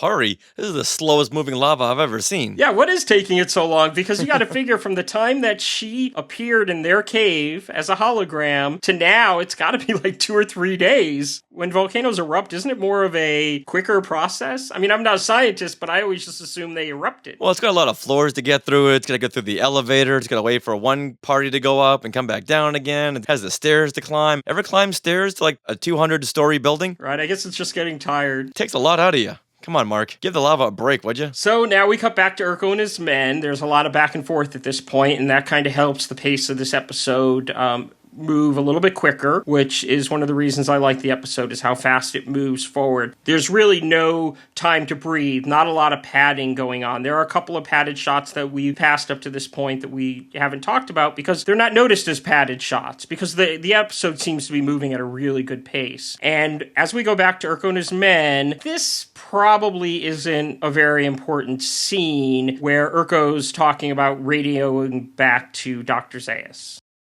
Radio Dr. Zauis. Tell him Blue Eyes is somewhere in this area, and we will have him soon. I mean, at this point, we already know that Urko thinks that Blue Eyes is in the area and that he thinks that they're going to have him sometime soon because they found the laser drill. So I'm not necessarily sure this scene was needed, but it does keep the pace of the episode moving. So I guess it works in a way that's needed to keep that going. Now, that scene is really short, and we cut to Bill and Jeff, and they're high in these rocks looking above this guerrilla soldier camp. And they're checking out the situation, and they can somehow see the small laser drill in the tent in the middle of this large camp. And somehow Bill is reading the serial number, so he's got some really good eyesight. Right. That's just something you made up. Very much so. But considering he must have a bionic eye, I'm assuming he probably could. It's there, all right, but how do we get it back? It's sitting right in the middle of the whole ape army. All we need is a diversion. They're looking for me. I think I might give them a hand. What? See that pass over there? If I can get inside that pass without them seeing me... Be careful, Bill. As soon as the laser is unguarded, grab it and use it on that pencil rock. Right. Because the apes are only looking for Bill, they only know Bill exists. We're this far into the series and they still only know Bill exists. He's going to put himself out there as bait. And we're going to see how he's going to do it later. But here he says, if I can get inside that pass without them seeing me. But that's not how it works. If you're going to play the bait, they're supposed to see you, and then they run to go get you. The laser drill is left unguarded, and Jeff then goes and grabs it. Well, I think what he means is he needs to get to his point before he starts making a scene. Okay, that makes sense, and that's actually what he does. But it just didn't make any sense to me at the time when he said he was going to be the diversion, and then he said, if I can get inside that pass without them seeing me. And what he's actually talking about is if he can get into that pass without them seeing him, then he'll create a diversion at the pass. Maybe that then will leave a path for Jeff to get to the laser drill in the middle of the camp. And it's important that he also says, as soon as the laser is unguarded, grab it and use it on that pencil rock. I didn't know what he meant by that. There's a rock that kind of stands straight up, looks like a pencil. I didn't know what he meant by that, but we're going to find out. And evidently Jeff did know what he meant by it, because he does. Well, as he's saying it, they show a shot of it. Right, but what did he mean by use it on that pencil rock? I didn't know what the plan was. Yeah, this plan is very lackluster. There's not a whole lot of details here that he's given Jeff. I expected Jeff to go, wait a minute, before you go running off, can you fill in some of the gaps? Because I'm very confused. Well, Jeff isn't very smart, so, you know. Okay. Well, maybe he is very smart, though, because he was able to figure out what Bill meant, and we weren't. Well, he had the script to go by. Right. All right, now let's cut to these two ape soldiers, and what are they talking about? I just want to say, before we reveal what they're talking about, this is one of the stupidest scenes in the animated series. But unlike the reveal of King Kong in Terror on Ice Mountain, I love it. It's just so funny because it's just so bad. You know what? This episode had 5 strikes against it. I'm going to take away 3 because I love this scene. Right, and so like I was complaining about the stupidity of the King Kong stuff in Terror on Ice Mountain, but this one reaches a level of stupidity that I'm glad it's here and I love every minute of it and I would never take it out because it's that silly. And it's basically, as Bill goes off towards the pass, we go to these two gorilla soldiers, and this is the conversation they have. I hate being in the field. At least in the Ape City, we can go to the movies. Have you seen that new one, The Ape Father? I haven't seen it, but I hear it's good. That is awesome. I'm surprised they didn't refer to The Ape Father Part 2. I knew you were going to love it. That's good stuff. It was one of these things where I'm shaking my head. What did he just say? But I still love it for some reason, and I don't know why. I'm really happy this scene is here. It's funny. It's funny. But I can just see them in the writer's room, you know, coming up with this stuff. It's like, maybe there's gorillas writing this stuff. All right. Now, at that point, Bill starts waving his arms to get their attention. Right, and at this point, he's in the pass. Yeah, he's waving his arms as if to say, hey, you're it. And the apes know that this is the humanoid, the talking humanoid, I'm guessing by his Sears clothes that are fresh off the rack, as there's not a dirt spot on them. And they all scream to get Urko. And when they scream to get Urko, telling him that, hey, we found him, Urko sits there for a good 4 beats until he finally moves. And then he says, The humanoid at last. Get him! Don't let him get away! And of course, this gets the apes moving. I don't know why they weren't moving before Urko gave the command. When they saw the humanoid, they should have immediately started running, but they give chase as Jeff watches on. But then when the coast is clear, because everybody is, you know, chasing after his friend, Jeff runs and grabs the laser drill, leaving its case behind. Why does he leave the case behind? Why doesn't he just reach out and grab it? Wouldn't it make it easier to carry around? Yeah, and I don't know why no one saw him. Yeah, well, there was a lot of commotion going on. Come on, he's wearing a bright red shirt. How'd they not see that? If you want me to be honest, I don't know why they would just leave the laser drill unguarded. There are so many tents in that camp. There must be hundreds of gorillas there. They only need to send 50 or 60 to go chase down Bill. You figure they'd leave some behind? To me, it seems like they just found this really important laser drill that could help them capture and discover stuff about Bill, and they're just going to leave it totally unguarded without anybody there. Matter of fact, they're going to leave the whole camp unguarded, because that's the only way that Jeff's going to get past them. All right, now we're back up to strike 5. And Bill, he's waving his arms like some kind of a cuckoo bird up in his canyon. The gorillas have guns. Why not take one pot shot and it's all over? Because I don't know. I was trying to think of a reason. I couldn't come up with one. Okay, strike 6. Now, Jeff's standing there, and he's blasting away at the pencil rock, and what's up with his legs? They're like all contorted, like he's doing some kind of a knobby-kneed split. Strike 7. You still got about 1,000 more to go to get up to the amount of strikes that Terror on Ice Mountain had. Oh, how dare you. So now, like you said, Jeff is somewhere near where the pencil rock is, which I'm assuming is somewhere near where Bill is, because he shoots the pencil rock with the laser, and it comes crashing down, blocking the path in between the gorillas and Bill. So now they can't get to Bill. Because they could not climb over these 6 or 7 big boulders. They gotta drive around them. Into the trucks! We'll have to go around the long way, but he can't escape! Okay, pack up the camp, and let's take everything around these 4 boulders. Yeah, I noticed that when the pencil rock fell down, it really wouldn't have been that hard to climb over that. It's like, wow, this is a mild inconvenience. And instead, Urko orders them to get in their jeeps, drive around, they'll get him from the other side, rather than, hey, let's climb over those rocks and let's get him. Urko, wouldn't it take less time to climb over the rocks than to pack up all of our tents and stuff and drive around? Then we immediately get shots of the apes in their trucks driving to get to the other side. There's a joke in there somewhere. And Jeff appears, and he's near the fallen pencil rock, which Bill could really easily just climb over, but Jeff instead fires a laser and makes this really tiny hole that Bill would never be able to fit through for Bill to climb through and get out from where he's trapped. Now, this is more of a mild inconvenience than anything else. All right, strike 9. How did we get up to 9? Because of the stupid decision Urko made, instead of climbing over the rock, to pack up everything, get in their caravan led by their Hitler-mobile, and have to drive around these 4 boulders. Anyway, so Bill and Jeff make it back to Judy and Krador, and the first thing she says is, What happened? What took you so long? How about any one of these choices, Judy? Thank you. Nice work. But she says, what took you so long? At that point, they should have just said, you know what? Hey, you're on your own, girl, okay? You and your underdwellers, you guys perish. So, after Judy says what she says, well, Bill has a plan. Krador, the main cavern is directly below us, right? That is correct. Bill, what is your plan? We'll cut through here and lower ourselves into the main cavern. With the laser, we'll blast a path through the side of the mountain. That vent will allow the lava to escape. I'm not so sure we will. What's wrong? One of the energy cells is missing. I hope we have enough power left to cut through the mountainside.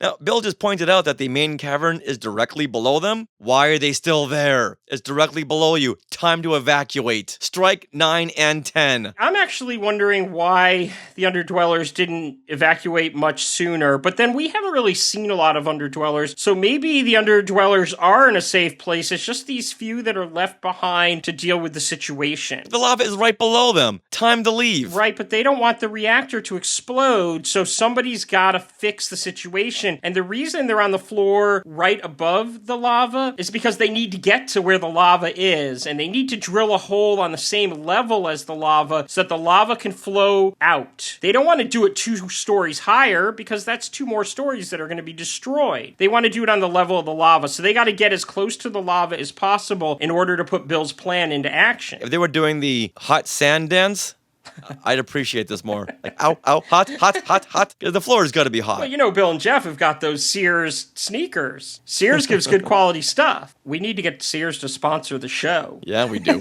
We're giving them all this free advertising. But as you said that, 3 more Sears stores closed in Los Angeles. That's true, and it's sad. So now Bill notices that one of the energy cells is missing, and that's when we learn that the little SD chip-looking thing that fell out of the laser drill in the ape camp was an energy cell, because now they're noticing that it's missing, and they may not have enough power to cut to the side of the mountain. This leads into a number of shots, and this might be a little bit of padding here, where we get to see all the lava pouring through the caverns until eventually it makes its way into the reactor room. Fade to commercial. And that commercial is? And that commercial is a game called Ball Buster. The name of the game is Ball Buster.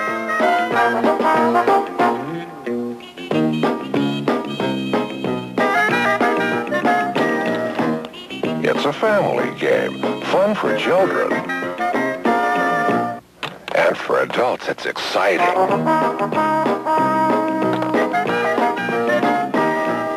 you make strategic offensive and defensive moves. Then try to bust your opponent's balls.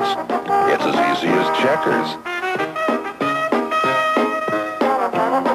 But exacting like pool. You're a ball buster. Ball Buster, a great new game from Mego.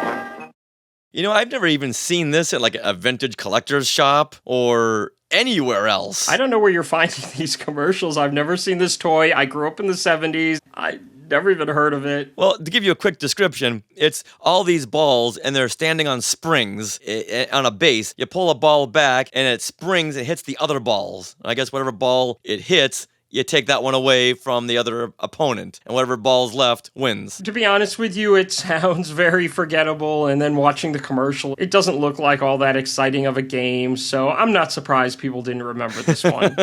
Anyway, the commercial's over, and we fade back up, and we are looking at the gorillas and their vehicles, and they're stopped. The footprints end here, General Urko. Yes, the escaped humanoid must have climbed the mountain. So he did. The other side is a sheer cliff. He'll be back. Tell the others we camp here. I want to know whose footprints these are, because Urko's talking as if they're Bill's footprints, but there's too many footprints just to be one humanoid's. So I think they're trying to make us believe that they're Jeff and Bill's footprints, but Jeff and Bill were never on this side of the mountain. They only stayed on the other side of the mountain. So how did their footprints get where Urko and his men are now? Well, maybe they're not Bill and Jeff. Maybe they're Pete and Alan's. Ooh. Oh. Wouldn't that be cool? That would be very cool. But then Urko tells his men, okay, we're going to camp right here and we're going to wait for them to come back. So everyone, let's pitch up the tents and we're going to be bunking out here.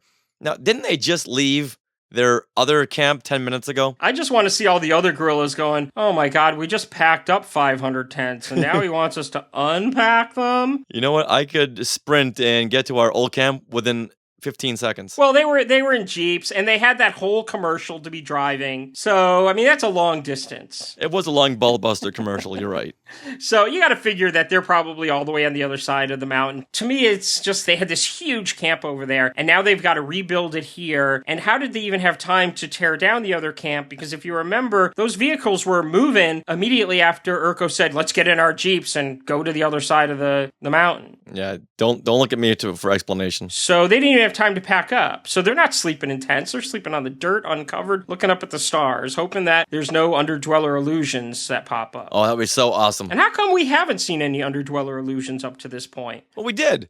We saw Judy in the beginning. She was an illusion. Right, but we haven't seen any that have been, like, trying to scare the apes away. Well, come on. They're focusing on the lava. I guess. So now we cut back to Ape City for some reason that I would love for somebody to explain. You can give us a strike here because there's really no reason to go back to this scene in Ape City. All right, strike 12. It basically feels like filler, which is something this animated show seems to do a lot. Oh, we're short on the episode, so let's put something in there. So we go back to the scene where we have Cornelius and Zira talking about how when Zauis comes in, that they must remember to talk about the humanoid in scientific terms. When Dr. Zauis comes in, remember to talk about the humanoid in scientific terms. We don't want anyone to think we care about Blue Eyes as much as we would, say, another ape. Cornelius, I know how to act. Yes, Cornelius. Zira, what do you want? Be quick about it. I'm in the middle of an important meeting. Two things, Dr. Zauis. We heard General Urko has cornered Blue Eyes. That is correct. I have been in radio contact. Urko says it will be only a matter of hours. That means you will vote to give the money to the army? You can't do that, Dr. Zauis. Scientific research can bring great advances to the ape world. I made a bargain with Urko, and I am an ape of my word. I mean, the scene's not bad. It's not anything to groan over. It's just really not needed. Oh, come on. Okay. You know, let's talk about this part right here where Zauis says that Urko and his men have Blue Eyes covered. It should only be a matter of hours. Zauis, really? Hours? Why aren't you telling Urko? You have him covered. He's one human. I'll give you 15 minutes. Well, because he's hiding up in the mountains. They don't know where he is. And Urko's got a whole army. Go get him. It's not always that easy to get somebody who's trapped up in the mountains. You have a whole gorilla army there. I think you're pushing it here. I don't agree with you on this one. No, I'm not. They say they have him cornered. Where can he go? I think you're giving Bill way too much credit here. I think that you found out I liked this episode and then watched it looking for stuff to fight me on. It was right there. How do you miss it? You want to know something? First of all, he's not right there. Urko has yet to put his eyes on Bill. It was another gorilla that saw him while he was waving his arms around. Now they're on the other side of the mountain. They have not seen Bill. They don't even know if he's still there. Urko, he doesn't know where he is up in the mountains. There's large mountains. They're going to have to search for him. He's going to be hiding. Yeah, he thinks he can find him easy enough, but come on, it's going to take some time to get him. If he's telling Zauis that he's got him cornered, Zauis should be saying, all right, I'll see you back here in 20. Why is this taking so long? Because it's Bill. He's a smarter humanoid than what they're used to. Now, to move forward, one thing that I do really like about this scene, and the one reason that I'm glad it's here, is Zira makes reference back to episode 2. We recommend, from a scientific point of view, of course, that the escaped humanoid be preserved for study. It would also give us an opportunity to prove that perhaps he did not talk. What the sentry probably heard was Cornelius and me. He simply thought it was Blue Eyes. General Urko is on the scene. It's up to him. I think that callback is really cool. You can't argue that. Give a strike back. Well, no, because we're forgetting something at the very end where Zira, she messes the whole thing up. She cracks and says how much Blue Eyes means to them. Dr. Zauis, you can't let Urko harm Blue Eyes. He means so much to us. Zira? No, Cornelius, it's true. Dr. Zauis, stop Urko. Please, help Blue Eyes. I will pretend I heard none of this. But let me warn you, to involve yourself with that talking humanoid can bring only trouble. The matter is closed. Like, Zira, seriously? What do you mean, seriously? I think that that's actually an interesting thing because now we're getting back to some characters. Because this whole episode, it's had some interesting character moments kind of going on, but nothing really strong. It's all just been about the action. And here we get a pretty nice character moment. They were right there. They were almost there into letting Zauis know that they're just interested in the humans for studying. They were at the finish line, and she goes and blows it all. She couldn't wait another 10 seconds until he left? Yeah, but that's because Zauis isn't going to give them Blue Eyes if Urko captures him. He says that it'll be up to Urko, since he's the one on the scene. He's going to let Urko decide where Blue Eyes goes. And Zira now thinking that Blue Eyes is pretty much captured, well, that just brings out the emotion in her. That makes total sense. That's really good stuff. No, like we just said earlier, Blue Eyes is not captured. He's cornered. And every time he's cornered, he gets away. So Zira should have a little bit more confidence in Blue Eyes and not so much confidence in Urko, because Urko's going to mess it up again. But she's worried about him. You cannot knock a scene where, Zira's showing concern for Blue Eyes. Oh, that's great. But wait until Zauis leaves in 10 seconds. No, because she's pleading with Zauis. She can't wait for him to leave. She's pleading with Zauis, almost trying to say, don't let it be up to Urko, because Urko won't treat Blue Eyes well. And so she now has this emotion that comes out from underneath her because she's worried that if Urko has the say of what happens to Blue Eyes is done for. But they don't have Blue Eyes yet. It's been 7 episodes, and he's been eluding Urko and his gorillas. Right, but Zauis seems pretty positive that in a couple of hours they're going to have him captured. But then to Zauis's credit, he does say that he's going to pretend not to have heard any of this. Oh, okay, that works. Right, that was a little strange. And he also says the matter is closed. And that is strange, too, because it would seem like this emotion would actually, cause some alarms in Zauis' head and some questioning on whether he can trust Cornelius and Zira or not. Oh, big time. But then again, he did call them his children at one point in one of the episodes. So maybe he's got a soft spot for her and is going to give her the benefit of the doubt and just pretend he didn't hear it all. As long as the matter is closed. That's strike 18, okay? You don't even know how to count. I do when it comes to flaws in this episode. So we dissolve to the underground where 4 underdwellers are lowering Bill and Jeff, who are sitting on this plank, down into a hole in the floor that goes into the cavern where the lava is. Now, is it me or is the lava in the reactor in the same room as Bill and Jeff? No, I think that when we cut to the reactor, it's in a different room, although the lava is really starting to consume that reactor. I'm surprised it hasn't blown yet. It's swallowing it up, and I'm going to guess that lava is pretty hot. Yeah, that was the question I had, is why hasn't the reactor blown up? And we cut to the shot of the reactor being swallowed up. I'm pretty sure that's a different room because the floor where they are is completely covered. You can see that whole entire room, all it is lava. There's nothing left. You know what? We just need a long shot of this cavern. That would solve everything. Yeah, but they didn't have a budget. No, that's very true. That would have been too much drawing of lava. So Jeff shoots the laser and creates this hole in the wall, and some of the lava escapes. And I have a question. Why is Bill on that plank? There are these underdwellers. They're holding them up. It must be really heavy. There's no reason for Bill to be on the plank. He's just standing there and at one point patting his brow with a handkerchief that he throws into the lava. He's not really doing anything. Well, he doesn't throw the handkerchief and it falls, and he's very concerned about it, and that never leads anywhere. But I mean, there's no reason for Bill to be down there except for, as discussed in the other episode, if there's a dangerous situation, the producers want to put Bill in it. They don't like Bill, so they're like, yeah, Bill, you don't have to go. Jeff's going to go this time. Oh, wait, no, we want you to be in a dangerous situation. Put Bill on the plank. What, underdwellers? You don't want the extra 160 pounds? Too bad. Bill's got to be in a dangerous situation. There's just really no reason for him to be on that plank that they lower down. Well, he's there for support. He's there for moral support. So Jeff shoots again and creates an even larger hole, which is this huge hole, but it's still not large enough for some reason. I thought that hole would have been large enough, but it's not, and they run out of power. They're not going to be able to use the laser drill anymore, and that hole is just not going to do the job. That's a pretty good size hole. You could drive a good Jeep through that. Right, and that's what I just said. To me, it looked like it should be big enough. I'm backing you up. Yeah, but they're commenting that it's not. Now we've got to make that hole big enough to do some good. We're out of power. Come on, Jeff. Just a few seconds more. It's no good, Bill. We're not going to make it. So we're going to need some real luck now at this point because there's nothing Bill and Jeff can do. Luckily, Urko is still looking through his binoculars and he spots some smoke coming from the mountains, and we're assuming the smoke's coming from the boiling lava because we never actually see it. And of course, he misinterprets what he's seeing and he thinks it's smoke from a campfire that Bill must have created. Smoke! Up there!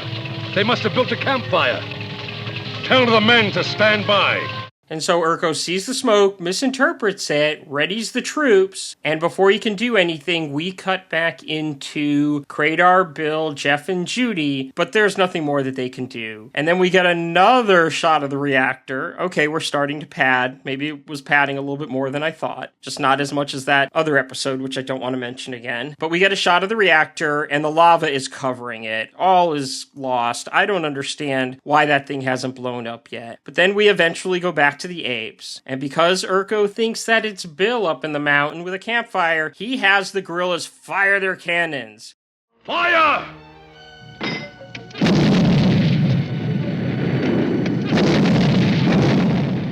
And of course, these cannons create more holes in the mountainside, inadvertently saving the day. Urko has actually just saved the underdwellers because the holes that he creates in the mountainside, enough lava is now flowing through to save the day. Before we go any further here, when we cut back into the volcano, Jeff says, because he feels the vibration of the cannons, Jeff says, "That's no earthquake, that's a howitzer." Now, this threw me. How exactly does he know the exact cannon being used to shoot up into the mountain? Because he's Jeff?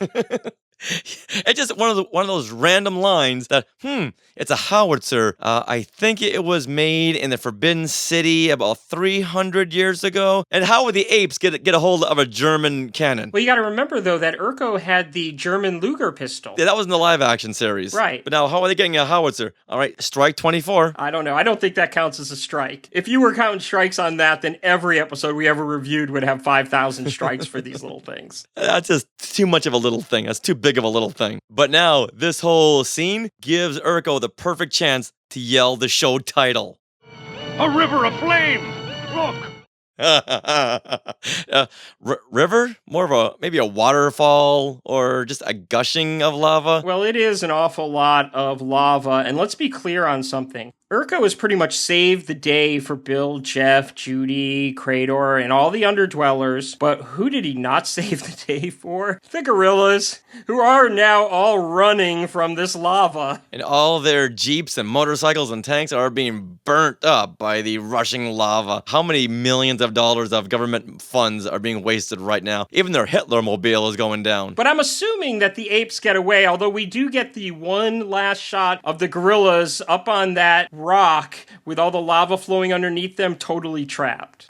So he doesn't save the day for the gorillas. Urko lost some good men that day. And the apes run. Well, why not get in the cars and the motorcycles and the Hitler-mobile? Why go on foot? Well, because if they had done that, they'd all be dead because the vehicles all got destroyed and they would have been destroyed in them. Because they were left sitting there. If the apes had gotten in the cars and driven away, they could have saved the vehicles in Urko's budget. Right. So now the day has been saved, the ape equipment has been destroyed, and we cut back to the underground, and we see that there's something very strange about the reactor. Yeah, it's not melted, even though it was just floating in a river of flame. And the floor is all nice and clean, and, like janitors have come in and cleaned up the situation. But isn't it kind of right afterwards? In my DVD copy, Anakin and Obi-Wan pull out some mops and clean the place up. And then we cut to Krador, and he's telling Bill and Jeff that they saved the Underdwellers' lives. You have saved our lives and our world. Usa, Judy is free to go with you. But if she or you should ever need our help, we will serve you. But wasn't it Urko who really saved the Underdwellers' lives? I don't think they know that because they were on the inside. Krador must know it was Urko because they heard the howitzer, and Jeff and Bill were standing right next to him when they heard that. But it was Bill and Jeff who initially shot the channel into the side of the mountain, which caused the lava to flow out. Urko just helped. Okay, so maybe Bill, Jeff, and Urko saved the Underdwellers' lives. There you go. But it's interesting because Krador tells Judy that she can go because he's a man of his word and he's going to honor his word and his agreement from earlier on. And Judy then says, I will keep my pledge, Krador. Send for me, and I will return. Let's move out. We've got to find that missing power cell. I don't think Judy wants to go back. I think Judy's very comfortable down there. No, she's okay with going with them. There's no emphasis in her voice. I didn't hear anything like that. I just know that she said she'll keep her pledge, send for me, and I will return. That tells me that Krador was not all that bad to her, and that she was getting comfortable down there, and that she grew to like them. But I think she really just wants to get back home. The only problem is, if she eventually does get back home, what's going to happen when Krador needs her? Well, what do you mean by home? Back to her time? Well, she's hoping, and we're going to get into this a little bit later, but at this point, she's still hoping that she can get back to her time. And if she gets back to her time, Krador is going to be like, okay, we need Judy. Where's Judy? What happened to Judy? Because she's 3,000 years away. So anyway, Jeff wants to move out and find the missing power cell. And my first impression when he said that was basically, how are you going to find that power cell? Lying in the middle of the desert. But something's going to happen that's going to make me realize, well, anything's possible. At this point, we cut back to the Ape Senate meeting, and Urko is being talked down to by the council. Urko's in trouble. According to the report, General Urko, you not only allowed the talking humanoid to escape, but you fired on an active volcano, destroying all of your military equipment. But how was I to know? The Senate will provide money to replace your lost equipment, but the main appropriation will be voted to scientific research. I really only have one thing to say about this. Live action Urko, he would not take this. He would say something, he would do whatever it takes, he would not let these guys talk to him like that. Yeah, but this Urko here, he looks so defeated, like he's ready to cry. This Urko deserves his orange outfit. He hasn't earned a black outfit. He just takes it. Yeah. But now the Senate does say that they're going to fund the replacements for the lost vehicles, but the remainder will go to Cornelius and Zira's research. I don't think they should have refunded the lost equipment. I think they should have just told Urko, hey, you deal with this now. Well, they have to refund the equipment. Otherwise, they have no protection. They can't just say, well, you lost it, so you deal with it, because now they don't have an army to protect them. Against what? One man? They need an army against one man? They need an army, not just for one man, but all the other humanoids. The humanoids were never causing a problem. Then why did they ever have an army? Strike 31. Maybe there's warring apes on the other side of the Forbidden Zone. You need protection. No, there's not, because we would have seen it within the last 7 episodes. You need protection. Against what? In every Planet of the Apes movie and every Planet of the Apes TV show, they've had an army. They need protection. It's against the humanoids. Maybe there's other, ape factions out there that might come and, try to fight them. You need your army to protect you. The giant spiders, the sea beasts, the creatures, they never pose any problem. You can't have this ape world without an army. You need to have an army to protect your community, and you can't leave them unarmed. So, of course, they're going to fund the lost equipment. My only question is this. After they're done funding the lost equipment, what money's going to be left for scientific research? Yeah, maybe do it in reverse. We'll fund the research, and whatever is left over, we'll buy Urko and his men maybe a pistol, a Luger, a howitzer. I don't think that's smart if you want to keep your community protected. Against what? That's basically saying that every Planet of the Apes movie and TV series and whatever, they've all been wrong because they've all had these armies, but they've had no reason to have an army. Because what are they protecting themselves from? Humans that aren't attacking them? No, they need an army for protection because you don't know what's out there. You don't know what's past the Forbidden Zone. But have you seen the big camps that Urko has? You don't need all of that. That was just overkill. That's been obvious from the very start of the show. And that's why, in the live action series, they didn't have, jeeps and cannons and stuff. But in this Planet of the Apes world, they have them and they need them and they can't just get rid of them. All right, give them a jeep, give them a pistol, and a horse. That's all they need. So anyway, with that totally unsolved, we go back to Bill, Jeff, and Judy, who have somehow found the power cell in the middle of the desert. Evidently, they've also taken classes in finding a needle in a haystack, and now they are waiting for it to charge. And I'm not necessarily sure how it's charging. I'm assuming it must be solar, because it's just sitting on a rock. We're lucky to have found that power cell. As soon as it's recharged, we can get out of the Forbidden Zone. And back home, with the other humanoids. No, Bill. Our home is 3,000 years away. I wonder if we'll ever see it again. Jeff mentions that as soon as the power cell is charged, they can get out of the Forbidden Zone. Why can't they get out of the Forbidden Zone and just recharge it from wherever, they're going? They're obviously going to go back to where the humanoids live. Why can't they just recharge it there? Why do they have to wait for it to recharge before they leave the Forbidden Zone? And Judy keeps saying that she can't wait to get back home. Now, at what point will Bill and Jeff tell her, yeah, we're going to talk about this because the ship we once had, it's gone. We blew it up. Who's going to tell her that they blew up the ship? And it wasn't the apes that blew up the ship. They blew up the ship. If you look closely, they're both looking at each other, Bill and Jeff, like, you tell her. No, you tell her. No, you tell her.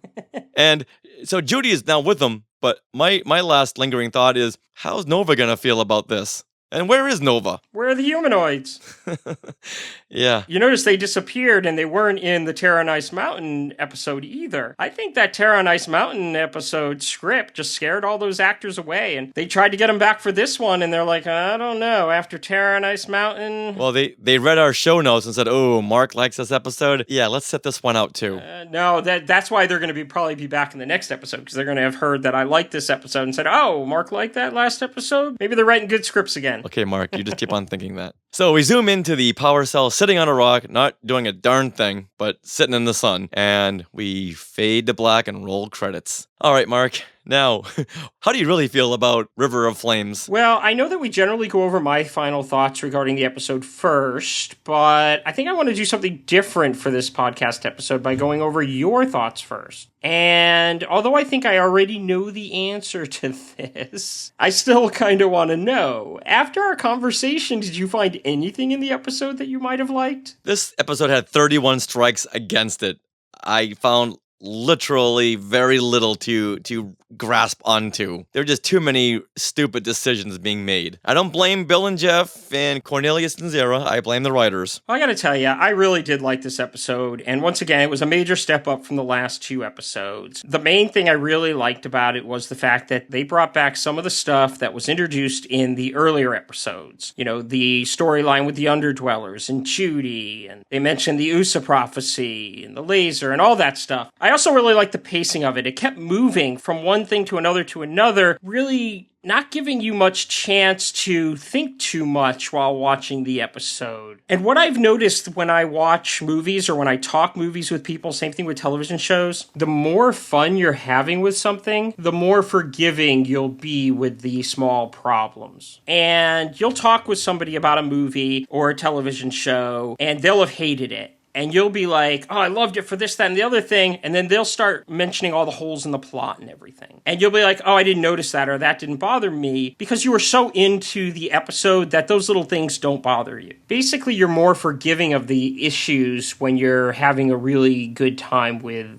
the show. And that's what happened to me here. I can't tell you that a lot of the stuff that you mentioned was untrue. I mentioned a lot of stuff that was wrong with the episode. But when reality comes in, I was having a good time with it. It was a roller coaster ride. You kind of just sit down in your chair, your couch, and you go for the ride. Whereas something like Terror on Ice Mountain, you're just looking at shots of nothing for no reason at all, as well as the fact that so much of the show really didn't make any sense, and there was really nothing good to grab onto to keep your interest. There were no good action scenes, no good characters, and because it's really hard to get into an episode that does that, you start noticing things, and that stuff starts to bother you. And when I watched this episode for the first time, because it starts off right away with Judy visiting them, and it just doesn't stop from that point, and we have a lot of danger, and we have a lot of conflict, and things keep moving forward, I'm basically kind of getting into it and really enjoying it, that I'm not noticing those issues. Yeah, when I go back and I start taking notes on it, I'm noticing it all. But the first time through, when I was just kind of sitting back, checking my brain out at the door, none of that stuff was really bothering me. I just really kind of got into the show and enjoyed it. Yeah, I see a lot of problems with it. Yeah, it could have been better written. Yeah, they could have, maybe introduced things a little differently. They could have had things reacted to a little differently. But it's a Saturday morning cartoon. It was enjoyable. And as a kid, I would have probably not noticed one single thing that you and I just discussed. I would have just had a good time with it. Okay. All right.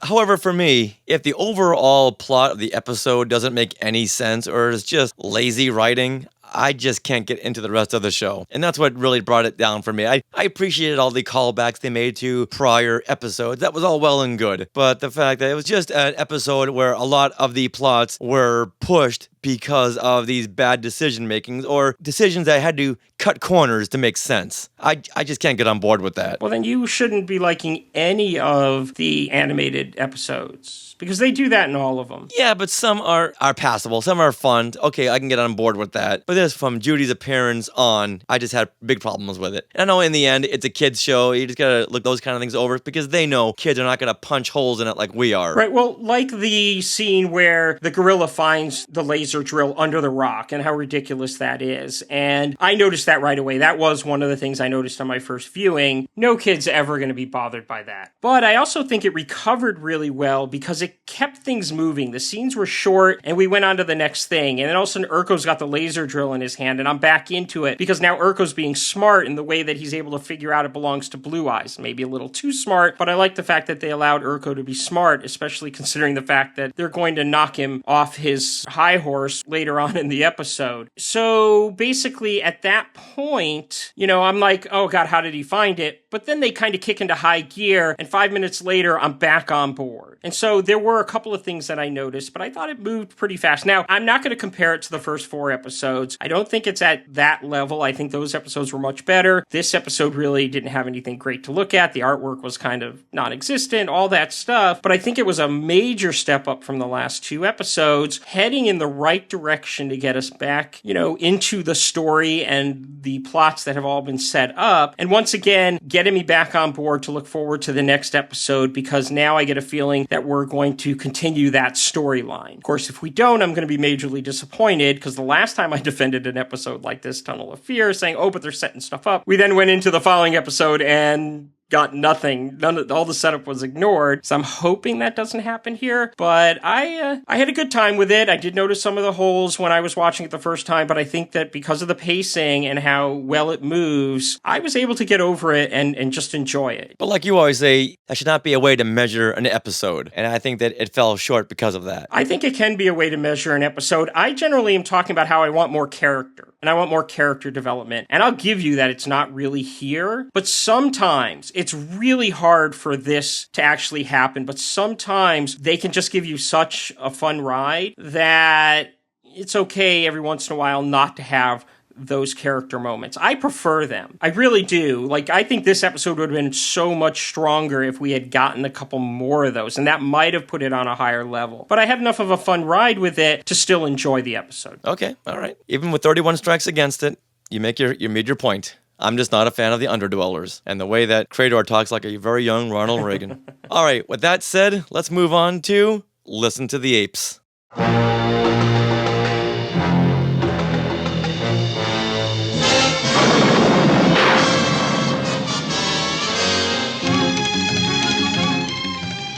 And so our first Facebook post comes from Russ Flores. Now, Russ Flores, that name may sound familiar because he is the author of Seen Unseen Disneyland and a very good friend of Skywalking Through Neverland. And so Russ Flores writes, hey guys, regarding your self-destruct question, U.S. rockets have self-destruct systems in them to allow a controller to destroy them before they crash into a populated area. Even the Apollos had one. It's not used a lot, but I'm sure you've heard or read stories about how such and such rocket was destroyed seconds after launch when it went off course. Now, Russ Flores here is referring to a conversation we had when we were discussing Laguna Peril, because we had talked about the self-destruct button, and I was kind of wondering if rockets actually had self-destruct buttons. If the listeners go back to that episode, they'll hear us talk about it in length. And all I got to say about this is it's real interesting, something he brings up about being able to destroy them before they crash into a populated area, and I get that, but I don't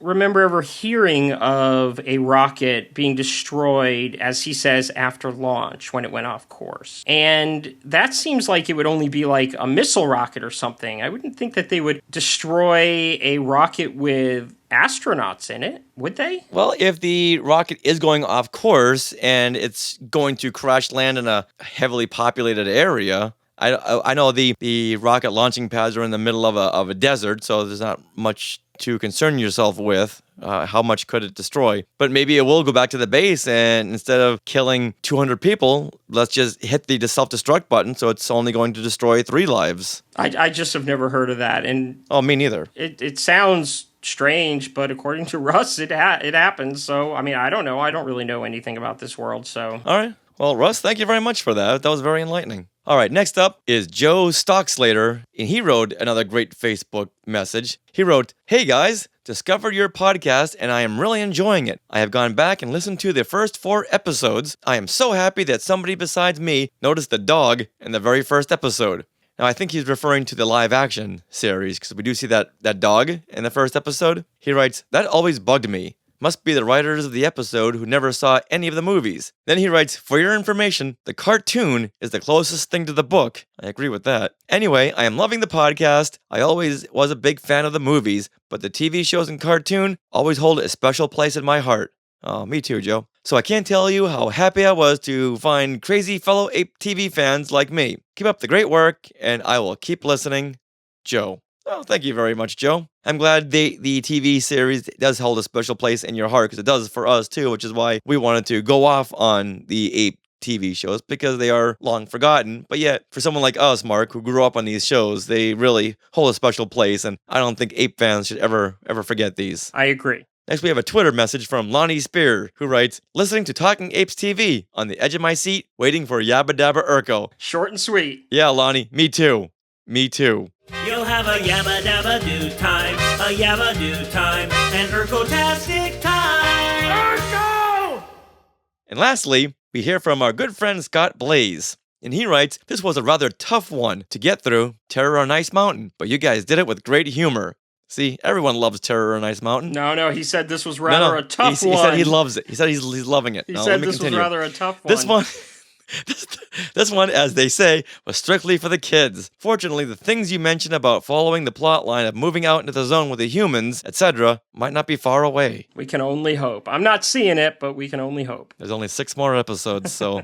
Scott, we're all waiting with bated breath. All right, Mark, anything else to add? Nope, that's it. We're done. All right, then. Well, thanks everyone for coming back to Talking Apes TV and listening to this week's show. And we also want to give a huge thanks to Angela Rushmere, who's been doing such a great job on Facebook. And thanks to everyone who's been replying and commenting on all of her posts. She does a great job, especially posting screenshots of shows we just talked about. So it gives people a really good mental image. And thanks to Rob Dellinger, who composed our Talking Apes TV theme song. Please check out Rob's work at his website, robdellinger.com.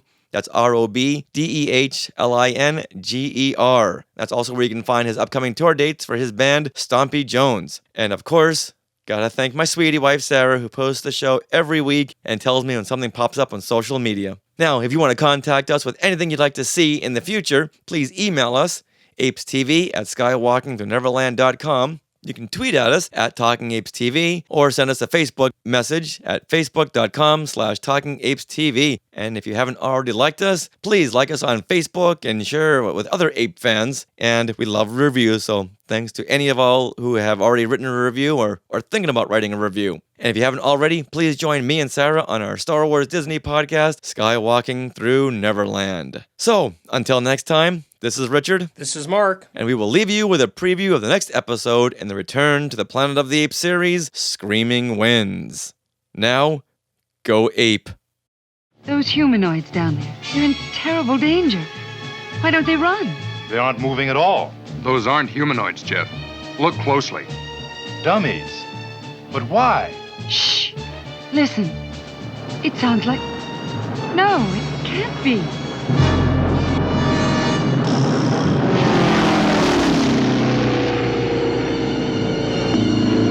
Incredible.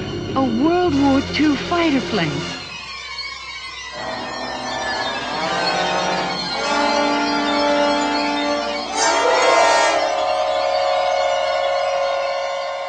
Thank you once again for listening to Talking Apes TV.